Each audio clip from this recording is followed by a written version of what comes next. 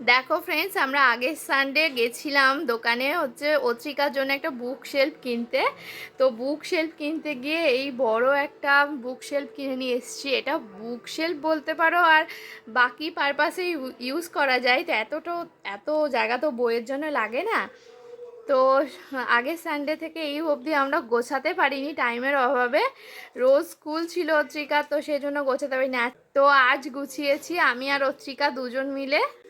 তো দেখো, প্রথম তাকে দেখো অত্রিকার পুরনো বুকগুলো রেখেছি, মানে নার্সারি 1 নার্সারি 2 এর বুক। আর তারপর দেখে বক্সটাতে দেখেছো খেলনা আছে, মানে অনেক কুচো কুচো খেলনা বাটি, মানে বাসন কোসন ওর।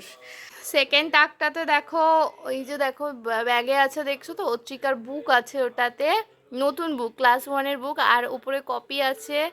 আর কারণ ব্যাগে রেখেছি এগুলো, কারণ ও যখন পড়তে বসে তখন তো সব নিয়ে আবার ঘরে যেতে হবে। তো সেই জন্য মানে ও যেখানে পড়তে বসে আর কি, সেখানে নিয়ে যেতে হবে, ওই জন্য ব্যাগে রেখেছি। আর তারপর দেখো অত্রিকার ল্যাপটপ আছে, কালার পেন্সিল সেট আছে, সব কিছু। আর থার্ড তাকটাতে দেখো আমার সেলাইয়ের জিনিস আছে, আয়রন আছে। আর দেখো 4 নম্বর আর 5 নম্বর তাকে দেখো অত্রিকার খেলনা আছে।